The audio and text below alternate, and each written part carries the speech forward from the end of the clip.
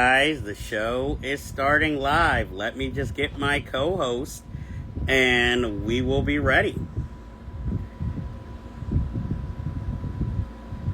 Don't mind me. Talk amongst.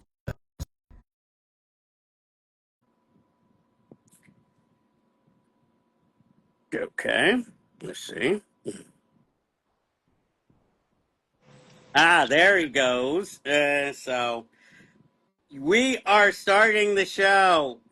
If you don't know, I am Jeff Galashaw, host of Unfinished Business Television, Unfinished B1 or Mr. Universe, if you're still on X, and I don't hold it against you if you are. And with me, as always, is my co-host, Andre Joseph of AJ Epics Productions. How are you, sir? I'm doing all right. It's hell, but in the immortal words of the recently departed Malcolm Jamal Warner's part in The Cosby Show, no problem. Exactly. Well, as we have to start off the show with some recent passings. Malcolm Jamal Warner, that was a huge surprise. That was unexpected. My man Theo, grew up with him, was an idol when I was a kid. One of the first African American male TV stars that I can remember. And then you have, and the thing was that he continued his career as a director, poet, musician, Grammy Award winner. I mean, say what you want. Malcolm and Eddie lasted a few seasons. He was in Drop Zone, a few indie films. He was in a few other like hit series. I know there was a Fox medical drama recently that he was a part of. And Oh, The Resident. yeah, he was on there for quite a few seasons. And, he eventually married the woman who played, what was it, Charmaine on The Cosby Show? I believe so. I haven't done much of his pro. I know about the relationship with Michelle Thomas. That's about it. Uh, yes, there was that. And then she unfortunately passed away. But I'm like, and at a relatively young age, he passed away. I mean, it was due to an accident, drowning, unfortunately. So, uh, mm. Also, to his fans, friends, and family, rest in peace. I mean, the Gordon Gartrell shirt, of course, that we all remember. Mm.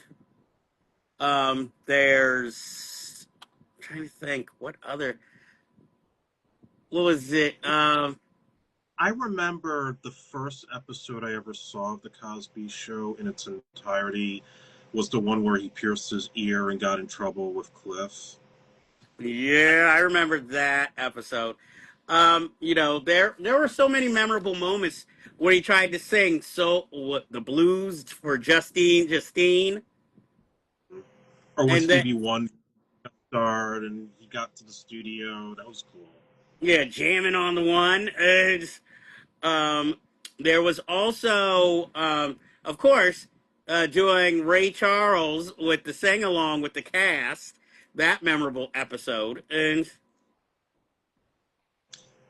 Yeah, and I mean, in terms of like some deep cuts of his career, there's a movie I found on YouTube he did during the Cosby run. It had Denise Nichols in it, where he was like this troubled teenager running with the gang, and he gets reformed at the end. I mean, he but was kind of LeVar Burton in a way, where I think he lived up to the ideals that Cosby was always preaching, but never really practiced in his real life. oh, And don't by we the end, know now? yeah, it's all the more sad because he was really like family. He was like a cousin or a brother to me. Well, I remember in that TV movie, what did he join a church that reformed him? I think so. I don't remember if Denise Nichols worked for a church or she worked as a social worker. Okay, I remember that movie. Yeah. So we lost him. We lost Michael Madsen recently, also, and a legendary character actor, tough guy poet. In kind of the Harry Dean Stanton tradition of actors. So we lost him. We just lost apparently Hulk Hogan today. You know.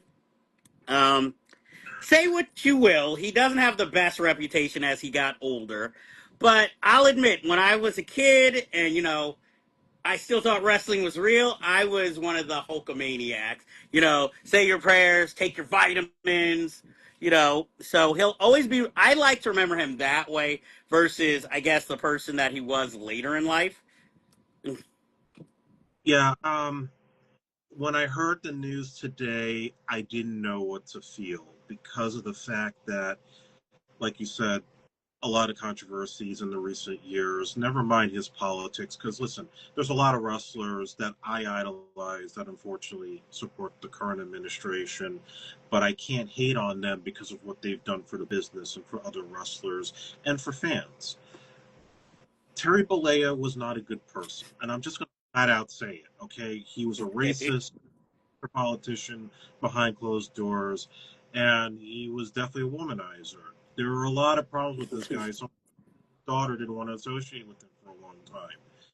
But then there's Hulk Hogan, the character that we grew up with, who told you to say your prayers, take your vitamins, had a cartoon, had action figures, worked with Mr. T, worked with Stallone in Rocky 3, and was the staple of every WWE video game that was ever created. Every great moment of WrestleMania, from wrestling Piper to King Kong Bundy to slamming Andre the Giant in front of the Pontiac Silverdome. So when I think of Hulk Hogan, that's the legacy that I want to leave as something that I feel is the true end of an era of losing him and looking back at those matches and those events and seeing how so many of those faces were lost so young because of the way the business is. But I can't shed tears for a guy that led a very controversial life that's been very well documented, full of lies, and very comedic, not just with his views, but also what happened with his son, the son's best friend, and the comments he made after the Mhm. son's friend lost his quality of life. That's where I just don't shed any sympathy for him whatsoever. But I sympathize with those fans that grew up with him and have some meaning and connection to him as a talent. Well, obviously that's understandable. Um, he starred in my hot take, my favorite Rocky movie, Rocky 3. Well, he co-starred. He didn't star in it. We You'll got another viewer. Hello, Brooke. And hello, Adam. Thank you, as always, for being a fan and tuning in. Um, and then next we have, though not much of a movie person, Ozzy Osbourne passed away. You know, he was in he was in the documentary Decline of the Western Civilization by Penelope Spheris. And also, he's in a little known Mark Price, Skippy, from Family Ties movie named, I think it's Trick or Treat, where he plays a preacher who is talking about the evils of heavy metal and rock music. And in this movie, they have I think it's Ronnie James Dio is playing a dead rock star who's like a spirit is coming through music and killing all these teenagers. And and that is true, Adam. So many of his songs are in movies. Of course, I remember Iron Man from Iron Man, but also in Detroit Rock City in a scene when they finally get tough with the Italian stereotypes. And I'm not going to say the name, the derogatory name. Um, so, unfortunately, we lost all those men since the last show. And so, rest in peace to their fans and families. Let's get into movie news. Maybe we'll get some more viewers. Um, we have the Odyssey teaser played in front of Superman, and it's going to be in IMAX, and they're already selling tickets a year in advance for this movie, and they're like charging $100 already just to see this film. And I mean, from what we saw, okay, we got like dialogue scenes, and I guess we all know, Christopher Nolan's going to bring the visuals, but even though it's All Star, I'm like how I feel about Fantastic Four, even with it coming out tomorrow. I'm not all that hyped for this movie. I'll see how, the trailer looks. But this is one I can definitely, I'm going to play wait and see with. How are you feeling about this? And Oh, this is totally unprecedented. I mean, a movie that hasn't been hit in theaters in over a year, and the fact that you've only got just that little snippet of a trailer, you've seen Superman, that only shows very little, and it's already like jamming out on tickets. They're acting like this is going to be Star Wars or Avatar level success. And listen, Christopher Nolan, he definitely does his thing as a director, and his movies have event status. But how do we know this is not going to be another Tenet, where it's going to be big and mysterious, but then it just falls on expectations? I mean, yes, you got a big all-star cast. You're doing obviously a Homer story, and it feels like it's going to be a big event, but it may just be just like did we have to pay tickets a year in advance for Oppenheimer? No, Oppenheimer came at a perfect time with Barbie. So how do you know this is going to be another big blockbuster when we haven't even seen enough of this thing yet to guarantee it's going to sell big time? I just think it's kind of like the guy's just got a huge ego that he really believes in his own hype like that. strangely enough, I probably wouldn't have paid $100, but I would have bought early tickets for Oppenheimer more than I would the Odyssey. I'm like I said, I'm not a big fan of Greek mythology, you know? I understand the stories and it's needed and there is an audience out there, but I'm just like, I'll, I'll probably end up having to go see it for this show alone, but I'm not going to be there opening weekend most likely. Well, I can't because it's already sold out in IMAX. So, mm. Adam says, I'm very hyped. Nolan is a must opening weekend director like Tarantino and Spielberg. I like it's creating buzz. That's what movies need. Agreed. I agree that that is what movies need. But I'm just saying, for me personally, I'm not that hyped. Even though he is a trusted director, and I hope from Tenet he learned sound design, Mm. or the dangers of sound design. So, but we'll see. I mean, again, it could go either way. I mean, it's already started a trend because now we're hearing that Tim Burton might direct a film based on the Medusa myth. I can see And him do casting I'm, your girlfriend.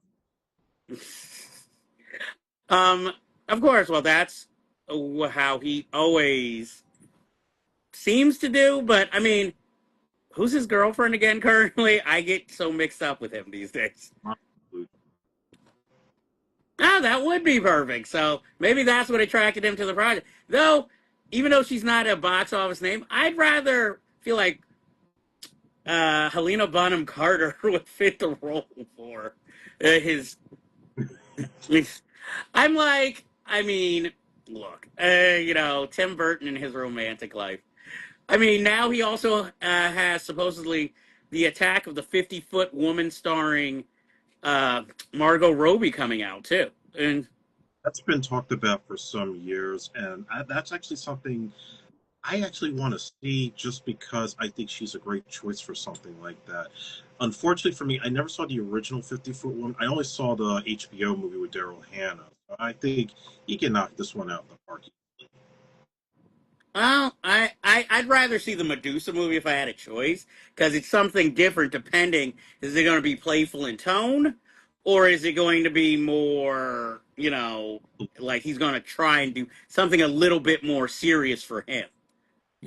Like play on maybe more of those horrific scenes that we know he can do, but he's kind of light on because he has already said he doesn't really have plans for Beetlejuice 3 yet, even though Michael DeLuca is already saying, "Oh, we're ready to for him to film it next fall." It's like, yeah, we still need a script, you know. Yeah, aiming for another Beetlejuice, and I like the sequel, but I just feel like, yeah, I'm not going to wait another 30 years when these guys are long gone. I'm more interested if he'll ever make that Ripley's Believe It or Not movie with Jim Carrey. I don't know. Jim Carrey kind of quiet these days. He picks and chooses Not what he wants to do, and time. um, pretty much. And we also now for our next story, this is going to be a big one, folks, because you've all been seeing it play out. Skydance was going to buy Paramount, and so then Paramount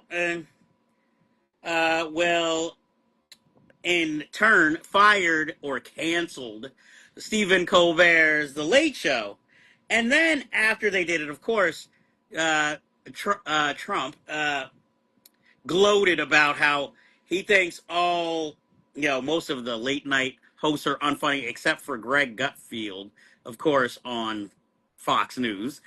And so they ended up backing out of the deal with Paramount. And luckily, South Park is showed True Rebellion by their season 27 premiere by just going ham on Paramount, Donald Trump, and we will have to see the ramifications from this. This comes after they signed a deal for, I believe, 4 more seasons of South Park. And Yeah, 1.4 billion, something like that. and now, will they have the last laugh? Like, they are going to have to pretty much, the studio is going to have to put out the episodes because you paid that much money for it. And now, even more fans are going to want to see it. This is what we honestly need right now because the times we're in are so scary that you could have a guy that just literally gets things censored or scares off news networks for the simple purpose of pleasing himself and not telling the truth. And I don't care what side of the aisle you're on.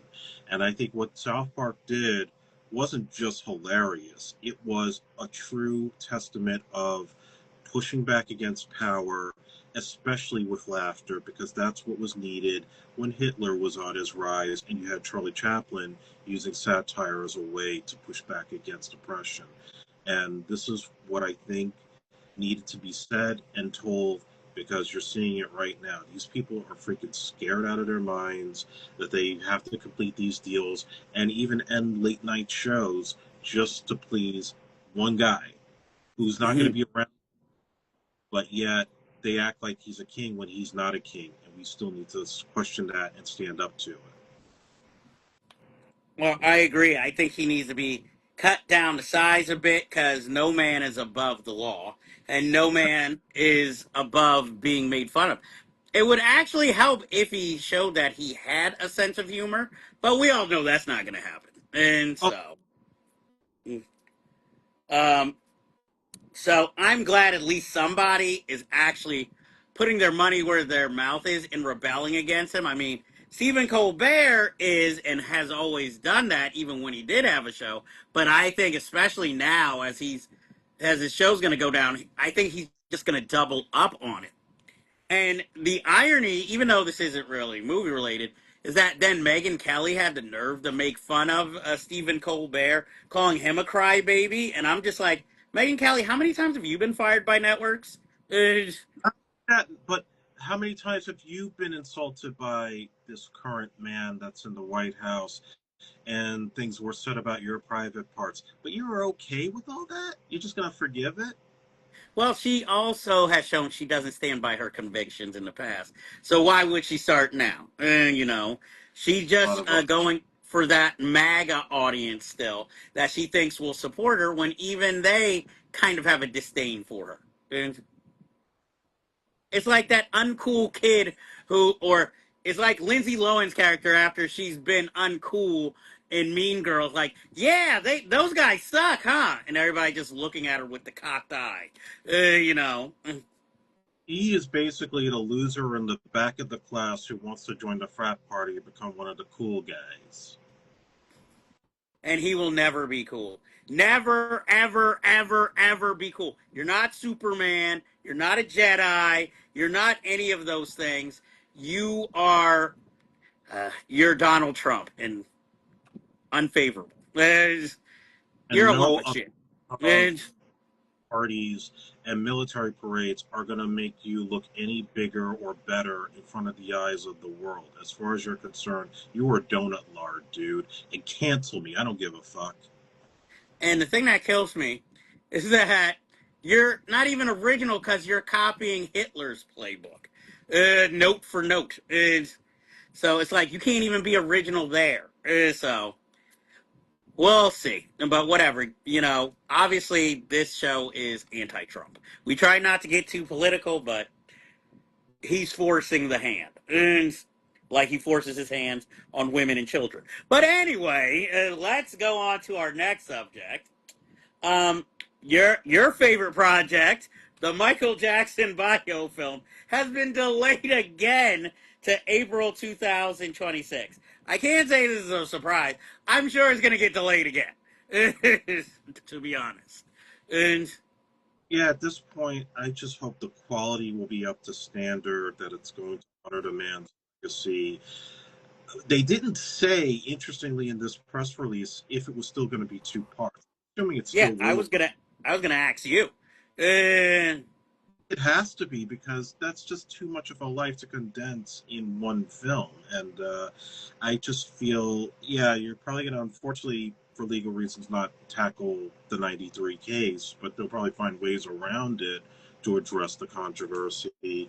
Um, you know, I still will maintain that I believe he was innocent, that he was railroaded, and that there were just people who were vultures simply trying to take advantage of his success. And at the same time, there were things he brought to himself that unfortunately led to his unfortunate downfall. I'm just going to be fair on that front. But I want to see this guy be honored for his music and show that human side of who he was beyond the music videos and the concerts, and just be the real guy that we never got to really see because of the image that was constantly thrown at us by the media. well, I agree with you.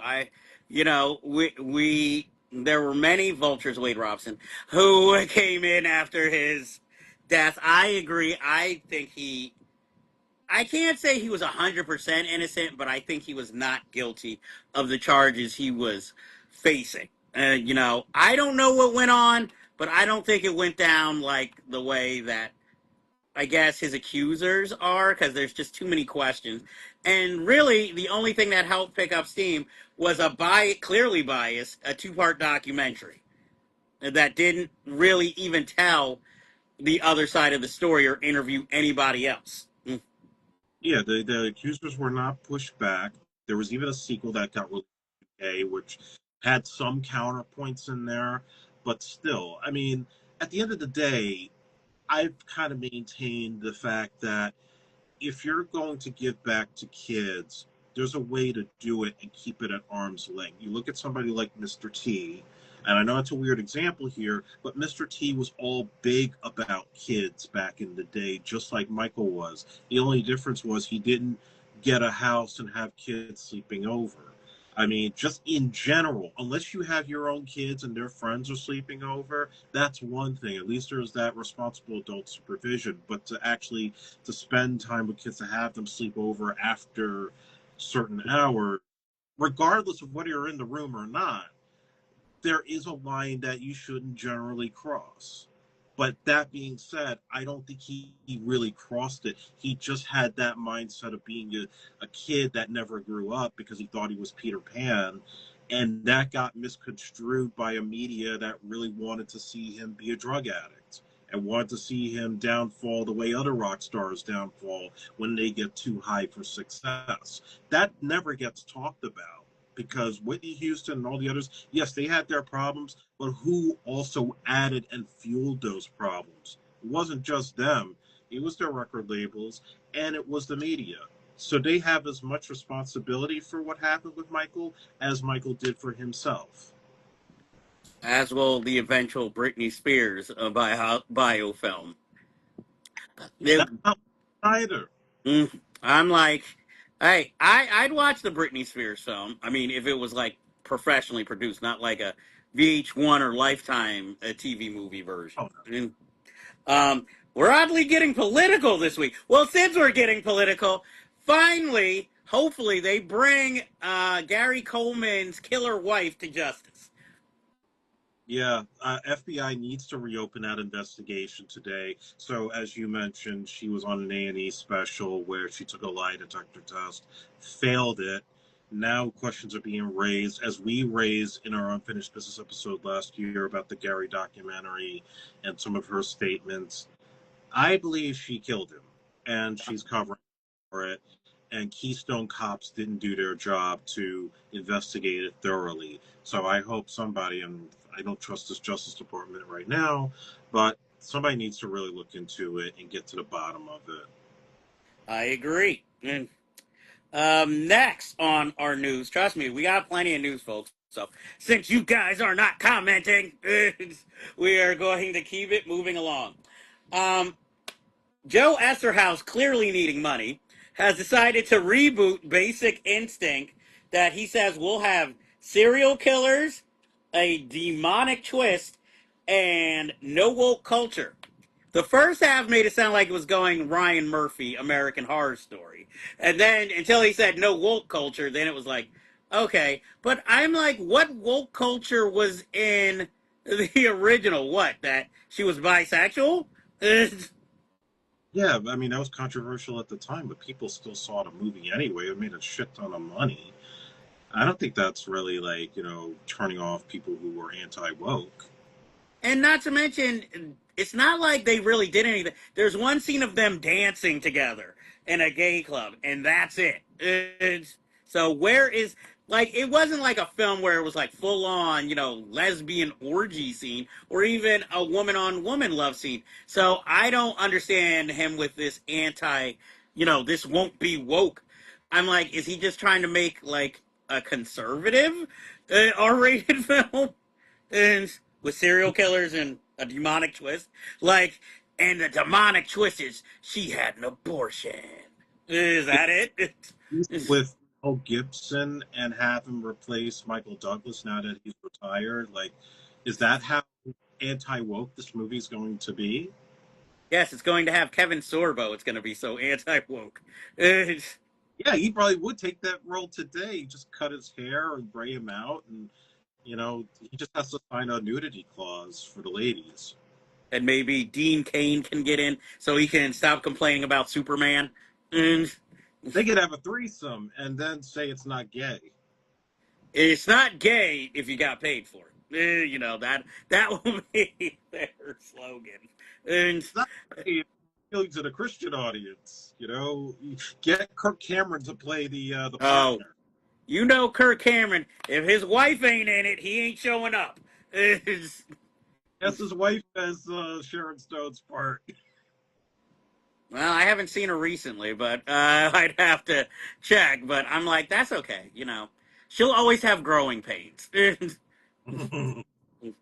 um, Next in our story, Taylor Russell suddenly exited Michael B. Jordan's remake of the Thomas Crown Affair to be replaced by Adria Arjona out of the blue. And I had already thought they had started filming this movie. So that's why I was so shocked to hear the news that she dropped out. I mean, I haven't seen Taylor Russell on screen in a while, but to me, she's another one like Zendaya who's, in her mid 20s, but she still kind of looks like a teen. So it was shocking to hear her playing this female lead. I take it the Rene Russo part with Michael B. Jordan as the insurance investigator. Obviously, she must be a rookie, or her character was going to be a rookie in this. So, I mean, it's odd, but not unheard of because, of course, creative differences. I mean, he's directing. I know he didn't write the script, so just makes me wonder what the creative differences were. Yeah, but I'm more like, the guy is incredibly talented. You just got off of Sinners. Can't you just find more original stuff to do than just piggybacking off IPs? I mean, you're supposed to be like the next Denzel as far as the media is concerned. Why not try to find another Sinners or, another Fruitvale Station? You don't have to play that kind of part again, but you have enough to be significant in building your own legacy, not just piggyback off Rocky, piggyback off Marvel, or piggyback off the Thomas Crown Affair. It's just, dude, you have capabilities to do more. Well, I think he's afraid of trying to do original movies because then his clout will kind of go down. Because I thought Sinners was like supposed to be his comeback movie, but now it's like now you're going back to IP, and don't forget he still might do that I Am Legend sequel with Will Smith too. So another IP title, and they're still talking about doing another without remorse movie. And Yeah, it's like all these other actors when they have like that it moment in their career, and all they do is just throw them. We'll remake this with this actor. We'll do this superhero franchise with this big actor. They're doing it right now, Pedro Pascal. You burn out pretty easily with that. I've seen it. I say he should have played either Tito or Jermaine in Michael. And He's too big for those. And it would. he auditioned for Richard Pryor before that got pulled. I would have rather see him do that than a Thomas Crown Affair remake. And I against him doing that because I know he can mold himself into Pryor if he really wants to instead of aging out Mike Epps. stop with the who. I don't know. I look. I don't know. Maybe he gave a great audition, but I'm just like Mike Epps. Anyway, like don't get me started on that. Our next story, we have Megalopolis. Francis Ford Coppola, who owns the film, he wants to re-edit and hold on, I was trying to read my own handwriting here, and make it more weird, with like dreams or dreamscapes more in it. Now, as a person who has seen Megalopolis, I'll admit, in the brief time that it was on streaming, I watched it. That movie is an experience. I don't know how you make it more weird, but I can honestly say if I have to go see it in a theater, I'm not probably going to remember what was changed. I'll be like, this is all pretty weird again. Just keep in Dustin Hoffman's role. That's all I ask. Because that was hilarious. I'm sorry. I know you haven't seen Megalopolis, so if you go see it in theater, this would be your first time seeing it. So you wouldn't even know what was changed. No, but even though I haven't seen it, I'm already thinking of ideas of how he could really make this movie weirder. I mean, let's actually see the chick from the Fast and Furious actually go to the club after Adam Driver tells her to go back to the club. How about some Captain EO reference, like Angelica Houston coming out with long fingernails, and you have to wear 3D glasses in order to see it happen. So Um, you want this to be a Federico Fellini film, where he's just referencing everything from his past in this film. and some musical numbers like One from the Heart. Let's have some more killing like in The Godfather. Maybe let's AI Gene Hackman into the film like we talked about. You just have to bring in Gene Hackman. If we were going to do that, why not just have Warren Beatty in an alternate universe, his Dick Tracy be the cops in the city? Yeah, that's wonderful. And then he can hold on to the rights till he's dead. Yes, rather than keep doing cosplay in interviews as Dick Tracy every time the contract's almost up. And I'm like, look, I don't know. I might go see it if he re-edits it in theaters. I might make it out this time. Though I can tell you, there will be drinks. That's all I'm going to say if I Can go we see it.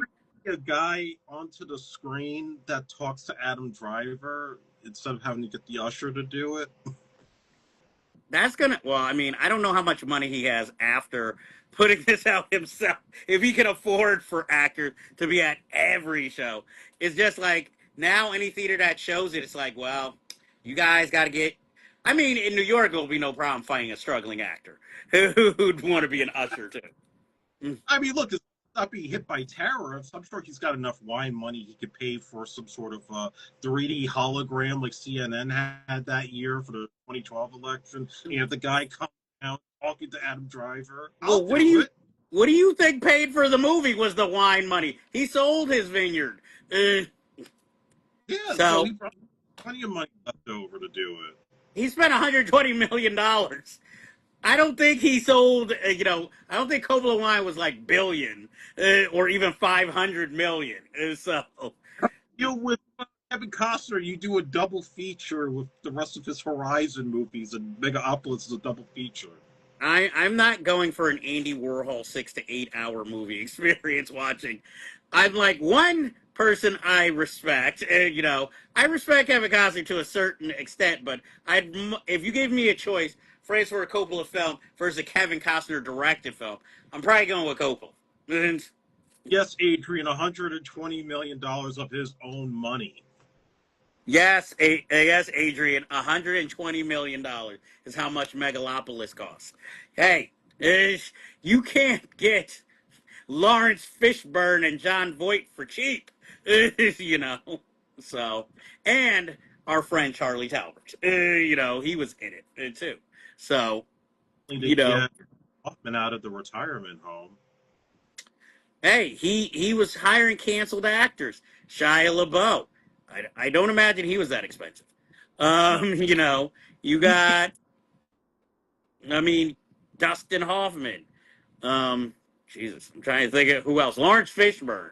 You know, Aubrey I mean, Plaza's not.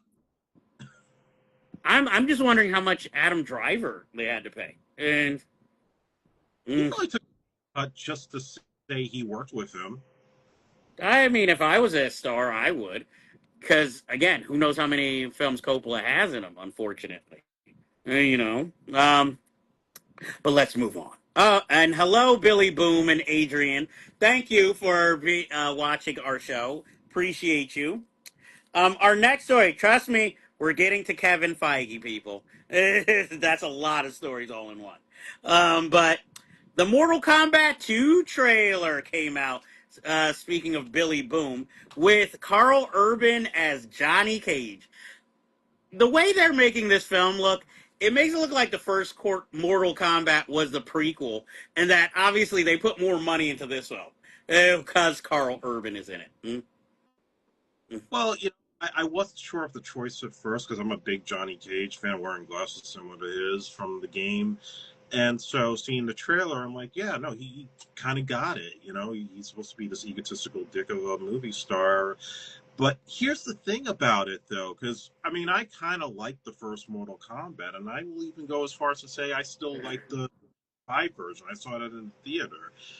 But what was interesting is the way this trailer was cut. It seems like Johnny Cage is going to be the main character, which means that no-name kid from the last one, who wasn't even playing a character from the Damn. game, they kind of Mm. like just pushed him to the side. He's like Channing Tatum and G.I. Joe. I think they just kind of forgot about him, or he's going to get killed off. Well, of course, because I'm like, we have a star now, and it seems like for people who might have missed the first Mortal Kombat movie, maybe this is like their introduction into this world, you know. Yeah, I mean, I think that they're expecting, since the last one came out on streaming during the pandemic, they're expecting this to be a big blockbuster. So you load it up with the guy from The Boys and put in a popular character and then a couple of other popular characters from the game. That should bring the gamers in, as long as it's not done cheaply and poorly.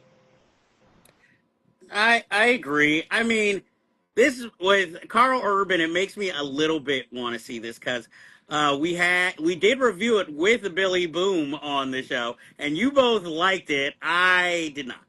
So we shall see. Maybe this one will get me in there. And a shout out to Vashon. He's in the house, and Yeah, so. tomorrow on our show, Vishon, we got a pretty big guest you're going to like. Um, and yes, all of you tune in for our next episode. Pretty big interview. You're all gonna love her. There's a hint. It's a her.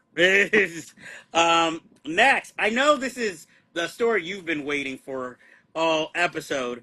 James Cameron is going to direct a 3D concert film from one of your favorite artists whose songs you don't know, Billie Eilish, of all people. Uh, yes, I can see your excitement right there. Mm. Yeah, I mean, he has daughters, right? So maybe his daughter, Billie Eilish, or his wife, because he was married to Susie Amos. I don't know if they're still married now. maybe they just like Billie Eilish, and he's like, oh yeah, I'll go do a concert movie with her. Just like when George Lucas had In Sync in Star Wars Episode 2, but they cut them out. Only had them in because the daughters liked them. Um, I don't know what he's gonna do with Billie Eilish though. Is he gonna have like 3D whales in the background of her show? Like it's gonna be an aquatic kind of theme thing. Um, Not like he hasn't done music videos before. He shot the Celine Dion video for Titanic. He did the Martini Ranch video with his buddy Bill Paxton back in the '80s, which I highly recommend. Closest thing to doing a western. Had all the near dark actors in it, and Judge Reinhold. So yeah, That's just so random. I night and then Robert Townsend made a cameo in it. It was the Heartbreak video. I'm just like, were they just on the set? Were they buddies with somebody? Now, Jamal Warner was in it too. He was their limo driver. Okay, whatever. Unless Robert Townsend or Malcolm Jamal Warner's gonna be like LeVar Burton in a cameo video and start doing some choreography, Yeah. it's just like, why are you here? Like, you must be friends with someone. I'm like, I don't know. Maybe it's gonna secretly be some kind of like Avatar thrown in, or maybe he's testing technology for the next Avatar film, filming this film. Is he gonna maybe do the thing he's always been talking about, the 3D without the glasses and filming at 48K instead of 24, 48p instead of 24p? Like he's been preaching that for a long time, and we still haven't gotten there yet. Yes, Adrian, we knew you'd put a thumbs down to it. Yeah, I I'm appreciate it. like, I I like Billie Eilish. I'm probably not going to see this movie until it comes on streaming, but I just think it's interesting. Like James Cameron is kind of giving it, I guess, kind of giving her his thumbs up because he's gonna have to spend a lot of time with her to do this. So it's like, oh, he must really like her music, or like you said, maybe he has kids, nieces, or nephews who are really into her, and he's like, yeah, I already got him with Avatar, but I need music now, Because again, who knows how many films he has left in him besides Avatar? Maybe the Terminator, we don't know about it. I don't know. Maybe Arnold will cameo. So next we have Takia Waititi is going to direct a new version of Judge Dredd. I'm like, is this going to be a total reboot, or is this the sequel everybody wanted with Carl Urban, or like continuing on that storyline? Mm, I'm assuming it's going to be a page one reboot, which is a shame because I liked the Carl Urban version. They should have made a same continuation of here. that if it hadn't been for all the behind the scenes problems. But he's been one of those guys, Watiti, who just gets announced for stuff and then it doesn't happen. He was going to do the Akira movie and that got scrapped. There was another big IP he was attached to. Oh, Star Wars. They keep talking about he Yeah. was going to do. Still hasn't happened. So I don't have faith this is going to get made. And if it does, I think it's a paycheck gig, and he's not going to stay for like another 5 years after the movie comes out, just like he did with Thor. Well, as long as he keeps Judge Dredd's helmet on, or it stays closer to the comic like the Carl Urban version, I will have no problem. And big shock, since Superman was a hit, and I guess James Gunn trying to expand the DC universe, the Wonder Woman reboot has been fast tracked, and obviously Gal Gadot will not be returning for obvious reasons. And, no word on who he wants to cast, but it's interesting. You already have Supergirl coming out next year, so I guess, and whenever Batman 2 is going to finally film, if it ever films, Mm-hmm. and so I mean, I'm for it.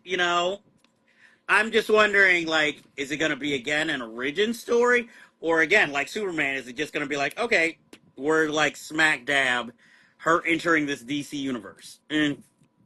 Very likely the latter. I think it's just going to go straight past the origin. She already exists. And I'm hearing Adriana Jorna possibly being a contender, but James Gunn says they haven't considered anybody. There's no director attached, only just No, as that's writer.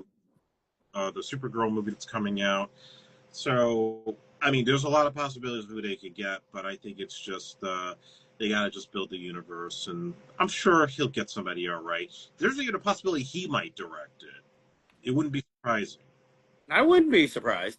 You know, we'll see all his favorite actors, just like in Superman. Now that he has a cobble of actors. And welcome, Sylvia. Thank you for coming and watching the show.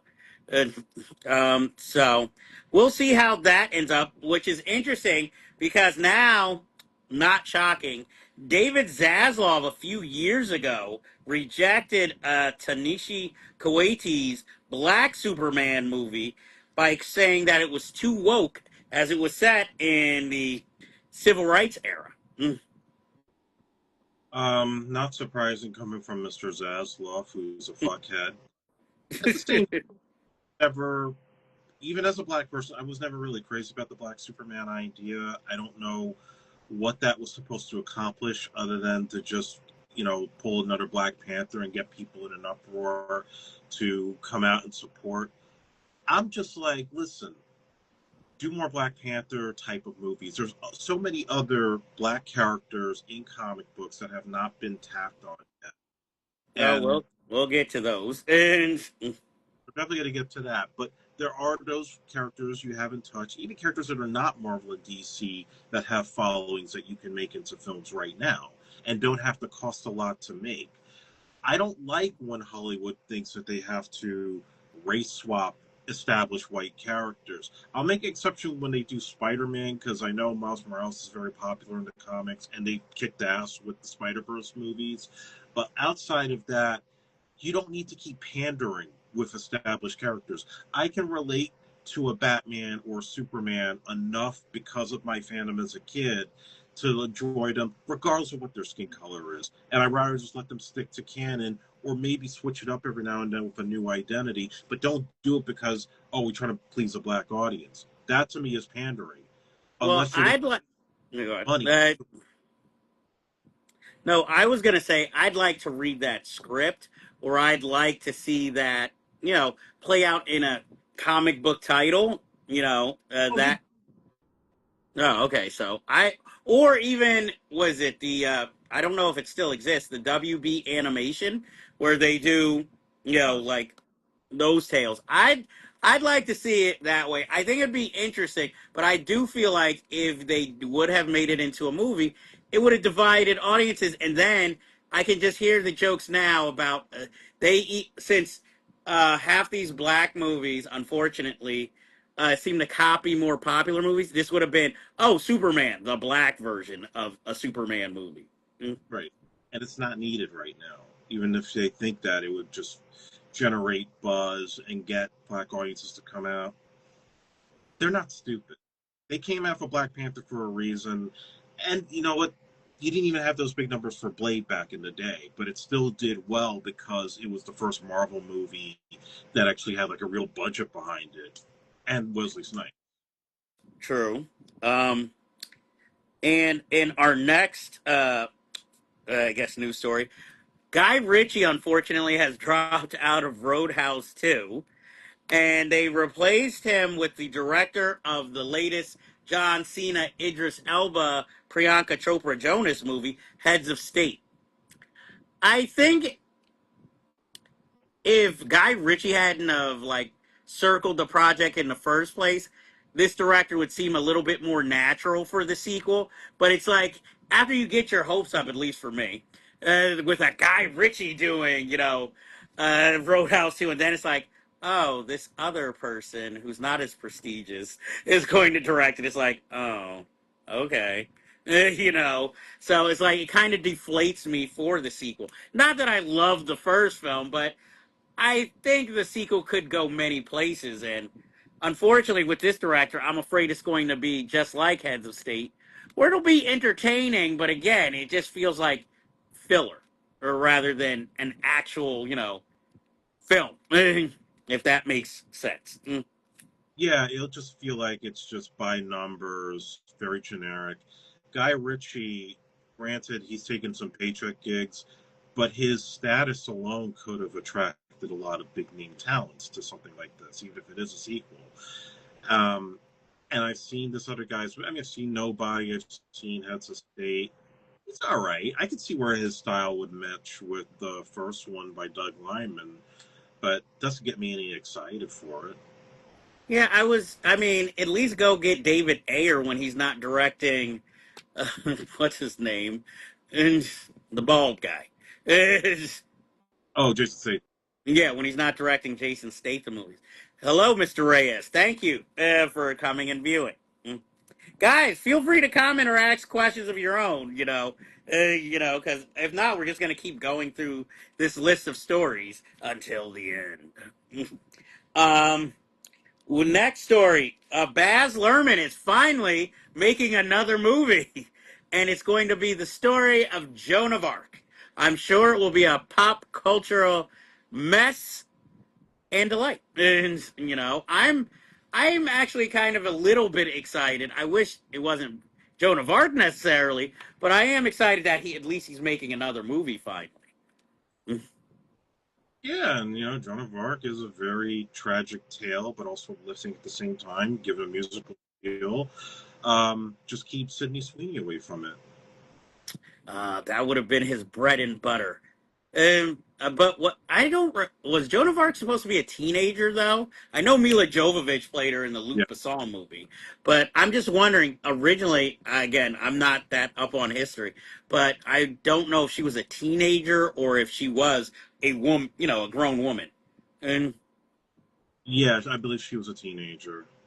okay, so I'm wondering if he's going to go with that a little bit more, and you know, he's gonna probably cast Bella Ramsey if he does do a teenage girl.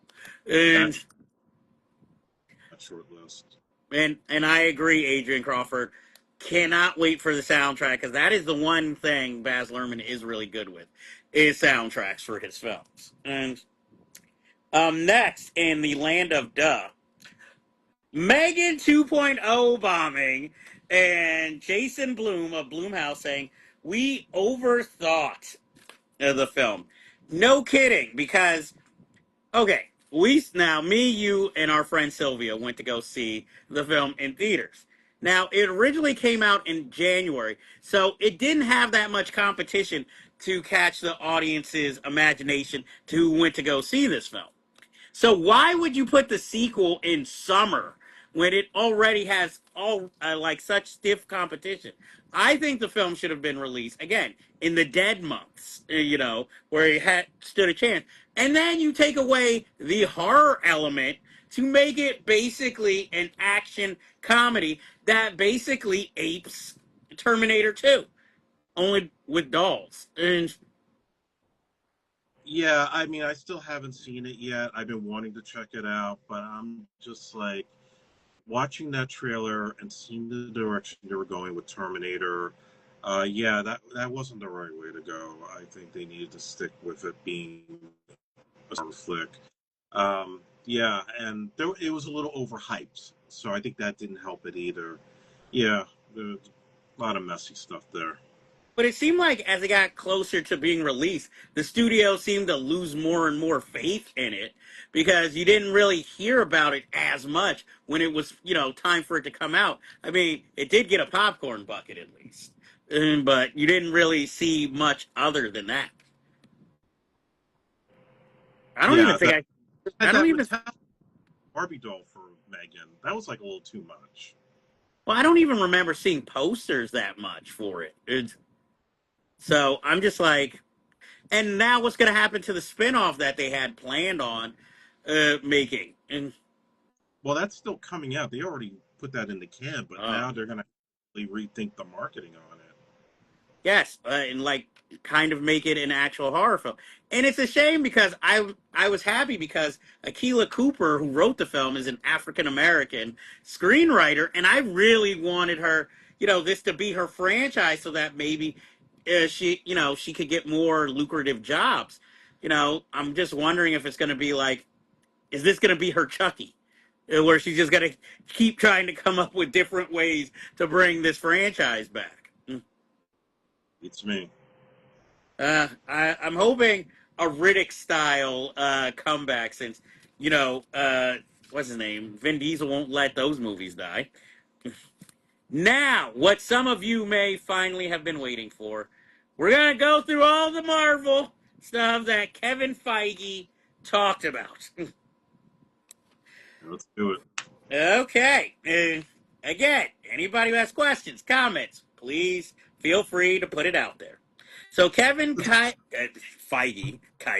excuse me. Well, he has told us Spider-Man Brand New Day will be the next Marvel film coming out in June 2026. Then we will get Avengers Operation Doomsday in December of 2026. Then Avengers Secret Wars all the way in December 2027. And then the X-Men movie directed by Jake Schrader, who directed Thunderbolts, in 2028. And after that, we shall get the Mutant Saga, which they liken to the Harry Potter series. So I guess like New Mutants, Young Mutants, getting older and growing into their roles. And X-Men versus Avengers, it will culminate in 2032 because they apparently supposedly have a 10-year or 7-year plan for all these films. Plus, he said that they will do Blade in the meantime, and it will be modern day because they had 4 takes on it, 2 set in the past, 2 modern day. There will be a Doctor Strange Part 3, and there will be a Black Panther 3, and also a Deadpool and Wolverine 2. But this is where it gets a little messy because he said that classic characters can be recast. And X-Men will introduce this and reset singular timelines and hopefully reboot the MCU. So let's just get through that first before we even get into any other stories or things he said. And So, based on everything he mentioned, and let's just put this all in a circle because there's a lot to unpack. They know that this last saga has not worked. He made clear they made too much content. It was too much homework for the fans to follow, and they tried a lot of experimentation that didn't quite pay off. So for every Deadpool and Wolverine, there was the Marvels. For every Spider-Man No Way Home, there was Eternals. And these things just didn't pay off. And on television, you had Loki, but then you had Secret Invasion. It has not been their finest hour creatively. So I think what he's trying to do now is, you notice, there's outside Spider-Man, there's no other movies surrounding these other 2 Avenger films. They're mm-hmm. gonna just, I don't think they do a full blown reset. He made clear like it wasn't gonna be flat out page 1 reboot. They're gonna carry some people over. I'm sure Miss Marvel and maybe Haley Steinfeld as Hawkeye, they're gonna probably stick around. Some of the Thunderbolts will probably stick around because they're too young and still relatively new, like the Fantastic Four. They're going to stick around for the long run. But for everybody else, like Chris Hemsworth and company, they're going to be done because they've been at it for too long. I'm sure they've got other things that they want to do. And it's just impossible to keep them at their age advancing and still sticking with their characters. That's the one thing. And the other factor is DC, now with the success of Superman, that's going to be a whole other reset as well, as you're seeing. Only James Gunn's bringing in what he had his handprints on with Suicide Squad and Peacemaker. So Marvel's got to stay up to the curve with that to stay on edge. And Adrian mentioned here, do you guys think Marvel still has relevancy in the movie market? That's the other concern that I have with this. Because you're talking about a whole new plan where it's going to be new X-Men, new this, new that. People are still going to get bored regardless. They'll still go out. They'll pay the money. Ticket prices are going to go up. They can always tout how much money they're making on opening weekend. But people are going to get tired of the same stories being told over and over. And it doesn't matter who you cast or how you race swap, gender swap different characters. The Marvel thing is going to go the way of the Western. It's going to go the way of disaster movies and any other trend that we've ever had in cinema. it's going to become too much between Marvel and DC, and they're going to look for other stuff. It's as simple as that. And it's not going away anytime soon. Feige wants to go and say, well, oh, look at Superman. Like, it's just the quality has to be right. He was gaslighting half of that shit that he was talking about. We damn well know that they only replaced Kang after Jonathan Majors got in trouble. They weren't thinking about it before. And even though I agree with what he said, that there were already problems with that narrative. And other things that he said that I think he was completely gaslighting on. I mean, he's a master politician when it comes to Disney, so that no, I don't think it's going to stick. You know, people are going to get tired, and they're already conditioned to watch films on Disney Plus. So you think they're going to keep coming out for every Marvel movie, and it's going to make money? No, they're just stay at home and wait if the quality doesn't change. Well, that's why he said like he felt like Thunderbolts bombed was that people don't want to do homework, and most of the characters from the Thunderbolts were introduced or fleshed out more in the television series, so that nobody really got to know them.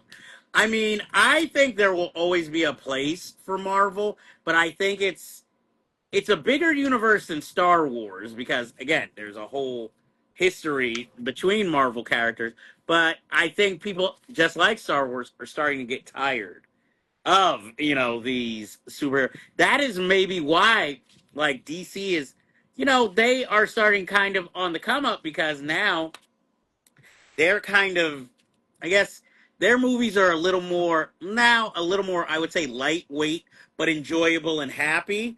And also, they're building a universe, but it's more of right now, it's a fun universe where it doesn't feel like you have to watch the television series. You have to do this, where you can just watch, and even if you didn't watch, you could still follow it for the most part. So, I think that, audiences are getting that. There's always going to be an audience, no matter what, for these movies. But I think the budget's going up is not going to help because you're going to get less return for your money. So you're going to have to be like, maybe make it a little more lesser budget, like how Black Widow movie was supposed to be more of like a Born Identity type of film instead of something that involved so much, Marvel superheroes. You might have to start putting them more in genre because, as he said, like one of the next big films, they're going to be working in a genre supposedly Marvel has never done before. Sort of like what I guess like New Mutants was supposed to be, kind of a horror film, and then I don't know. That just got mismanaged all to hell, Um, but I'm kind of insulted that he didn't mention anything about Shang-Chi. He's just like, yeah, fuck them, So I was like, and come on, you. Of course, he's gaslighting us. You named one of the Avengers films the Kang Dynasty, and now you're Yep. saying, oh, we were never going to keep that character that long. It's like, okay, whatever. Yeah, I mean, No, literally, go what do ahead. you call it? You had a director, you had a writer. This was set to go, and then everybody flipped out because of Ant Man, and then they decided to scrap it completely, especially after John DeMatria's problems. I mean, don't tell me for 1 second you were already considering changing course, because the train had already left the station just as you bought Fox and got the Fantastic Four and the X-Men rights back. You still had time to figure out how they were going to fit in. Kang was your guy. So I don't buy that for a second.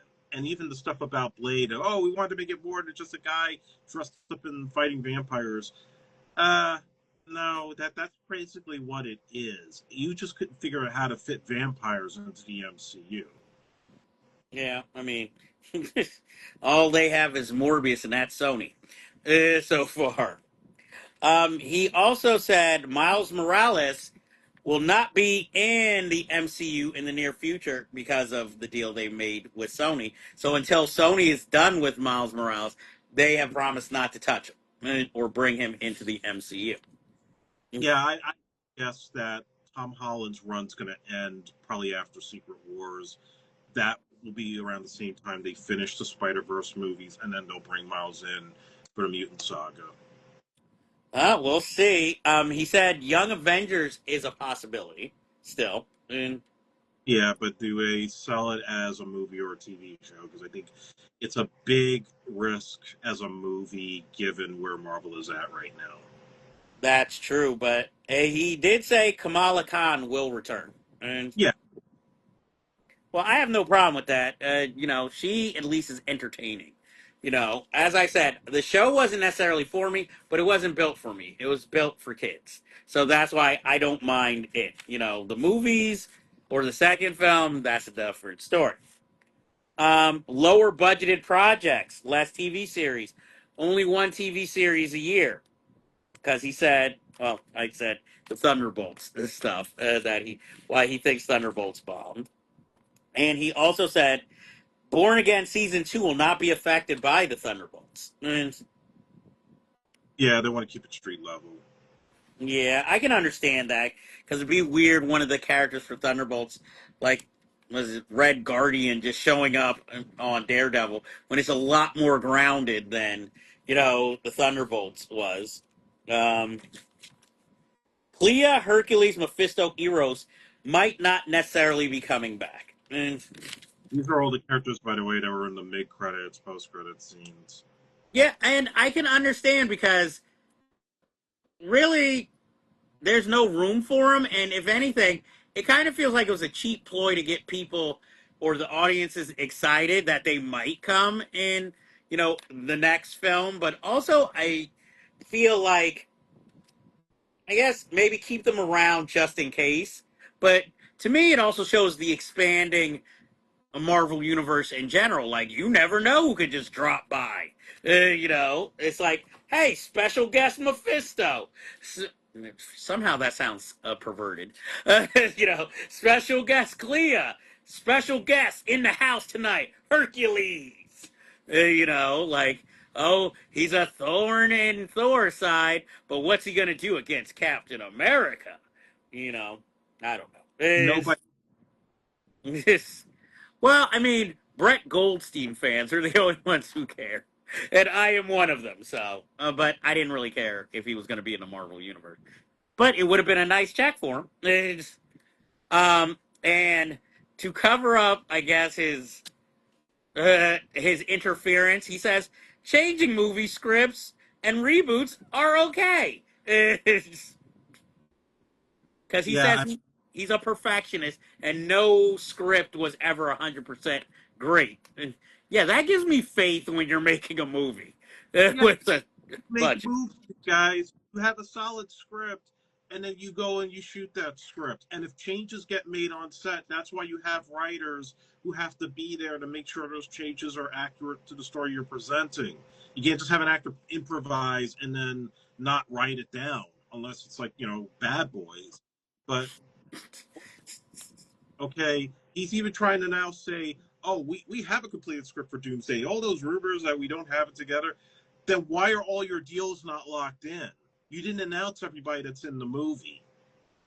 Well, he's like, we want to give the element of surprise. And Who do you think he is? Dokes from Dexter? no, he's trying to be Walt Disney at this point. No, and I wish he was Dokes, or he would hire the actor who played Dokes to give all these information. I just want a surprise, motherfucker. I want that at least once during, that's what Robert Downey Jr. should have said when he took off the Doomsday mask. That would have been a great trailer. But I'm like, and that is pretty much all of Kevin Feige's news or announcements that at least I have written down. I don't know. Was there other information that you heard? He did mention, you were talking about the lowering of the budgets. They've been talking with Gareth Edwards because of the creator, how he only spent like 80 million on it and didn't have to use like major production stuff. Like he used like a consumer product camera to get his vision put out. So they're like, well, they're talking to him like, oh, how did you do it? How did you manage to pull it off? Maybe you need to learn that more, how to make movies under $50 million, guys, and then you can make some quality shit. Stop relying on having the CG the shit out of everything. I also think that the Russo brothers need a refresher course because even when they make non-Marvel films, it somehow is over $100 million. And these are guys who started making out by making indie films, so I don't understand. Like I don't think even Chris Miller and his directing partner, when they make movies, does it cost that much money? And so I'm just like, I don't understand. Um, we are coming to the end of this show.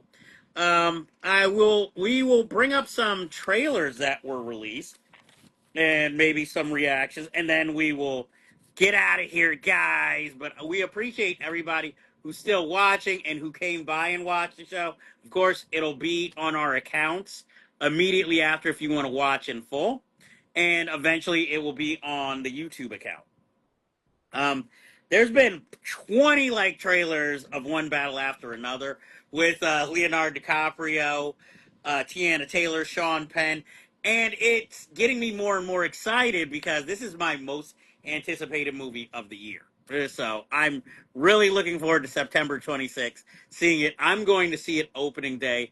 I love Paul Thomas Anderson, and I've heard that this is just a continuous chase movie for over 2 hours, and Sean Penn's already getting Oscar buzz for the film. It's, Leonardo DiCaprio at his most Jack Nicholson actorly. You got Benicio del Toro. It's a loose adaptation of the Thomas Pynchon's book Vineland or Viceland, and I didn't read the book. Those books are long, but I am looking forward to this film because I've heard it's mostly an action film too. I like Paul Thomas Anderson. I'm one of the people who really liked Licorice Pizza, even with its kind of icky storyline. But I'm looking forward to this. The soundtrack's good. Tiana Taylor finally got an acting job. I think this might have been the role he had earmarked once for Tiffany Haddish when she was a thing. So you have Regina. Oh God, I always get the names mixed up. It's not Regina King. Is the other Regina? Taylor? Yes, she is starring in this film. Infinity, I can't think of her name, plays Tiana Taylor and Leonardo DiCaprio's daughter. But yeah, I cannot wait, and it's just interesting that there are so many different trailers, but at least we're getting to see new footage with each new trailer. So I think it's going to be incendiary because it seems kind of based on kind of modern day politics again, with fascism and Americana and underground rebels. So I'm looking forward to it. Have you seen these new trailers? I have, and I get more hyped up for it every time I see them. And yeah, it's probably not going to make Trump people happy, but I'm definitely down for it. We also saw a new trailer for Weapons that gives a little bit more of the story, but it's still kind of mysterious. And the buzz is going that this is kind of a mix of what is it, Magnolia mixed with that Prisoners, with Hugh Jackman and Jake Gyllenhaal, but with, of course, a little bit of a supernatural twist with twisted timelines, jumping. No, it's not linear. So I'm kind of interested. This is a film I will go see in theaters, and so I'll admit I slept on Barbarian. I waited till it came out, and then was pleasantly surprised at how good it was. So I'm all in for this film. How are you feeling about the new Weapons trailer? I didn't get to see it, but I mean, obviously, I want to see the film, and I've heard that the reviews have been pretty glowing. So yeah, I'm definitely going to be down for it. I will say there's one scene from the film. It's really a fast clip, but if you've seen Big Trouble in Little China, and remember the guy blowing up, expanding like a balloon, it looks like there's going to be a similar scene in this film to that. So I think, though, more dramatic than comedic. So I'm looking forward to that. The other new trailers that have come out that are noteworthy, of course, Caught Stealing, the new Darren Aronofsky film with Austin Butler, and Vincent D'Onofrio, Matt Jones, and, of course, Zoe Kravitz. I'm looking forward to that. I will probably go see that in theaters, even if, just for the alluring Zoe Kravitz. And Austin Butler, to finally see him play a lead role after Elvis, see if he has what it takes. I always say he's like the better looking version of Napoleon Dynamite. So maybe he'll get a Napoleon Dynamite more dramatic career. So I'm interested. Have you seen the trailer for Caught Stealing? I have not. Wow. When I went to go see Superman, strangely enough, the trailer played before the movie, at least for mine. So it's like a nice slice of life in New York, 1990s, a throwback, and it's a crime caper comedy. It has Bad Bunny, so the ladies will be going to see the film. Um, and the other trailer, did you see the new trailer for Roofman? Mm. I've seen a little bit of the old trailer. I didn't see the new one. I've only seen the first trailer where I guess they introduced the story.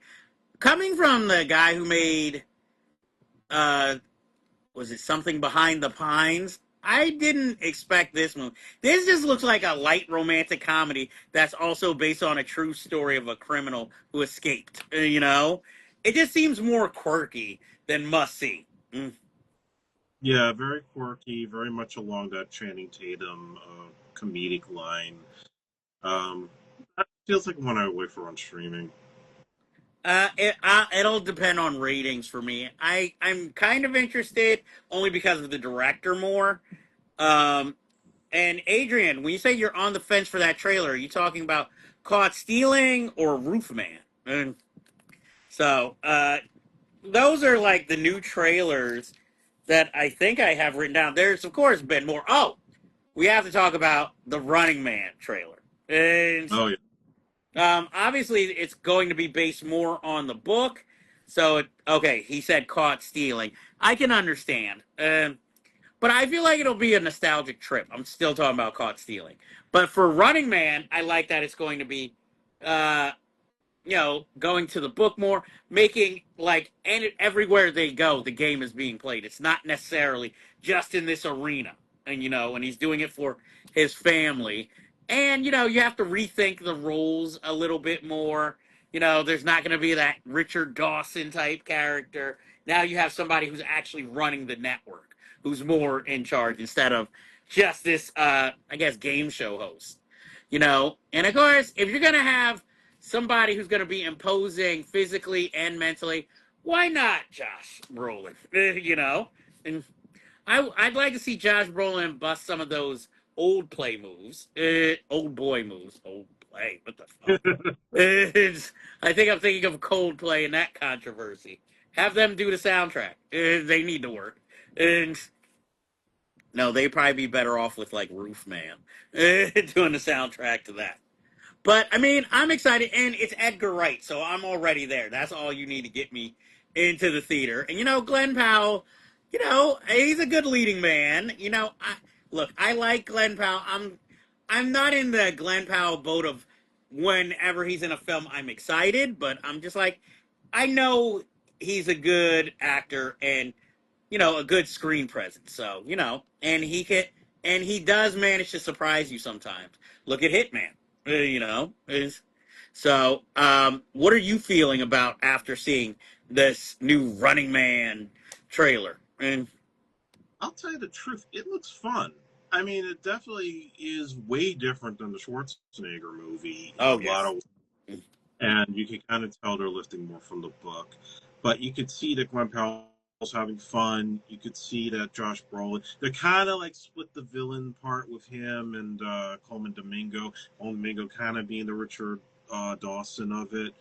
Um, yeah, I'm looking forward to it. I heard there is a Schwarzenegger reference at least at one point in the movie, which I don't think they show in the trailer. But yeah, I think that this it almost feels like it could have been a Tom Cruise movie with Edgar Wright directing. That's I don't know something about it that kind of struck me as that. But it looks like it's going to be a lot of fun, and that's one I definitely want to check out. yeah. Well, if it was a Tom Cruise movie, this would be just a stunt show extravaganza. So at least this film feels more inventive, even cinematically. Like it's like Edgar Wright finally got a big budget, and he's like, you know what? Let's go balls to the wall with this. So I'm really looking forward to that film.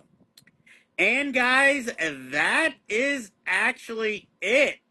That is all the news stories. Of course, there's plenty of other news stories, but we have talked enough about all these projects. Maybe next time we'll talk about Luca Guadagnino's open AI story. With what's his name playing Ike Barinholtz playing Elon Musk. But that's what there's next time. So this ends this show's business. But there's always unfinished business out there. Billy Boom, And come share with us. yes, and let's not forget, there might be some changes coming to the show. They're in the planning stages.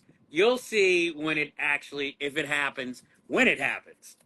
So, thank you all for being here. Thank you for everybody who watched, commented, even if it was for a few minutes and didn't stay. Obviously, you can watch it on replay. So, thank you, and thank you, Billy Boom. uh, you know, and thank you, Adrian. Thank you, Adam. Thank you, Vashon. Thank you, Mr. Reyes. Thank you.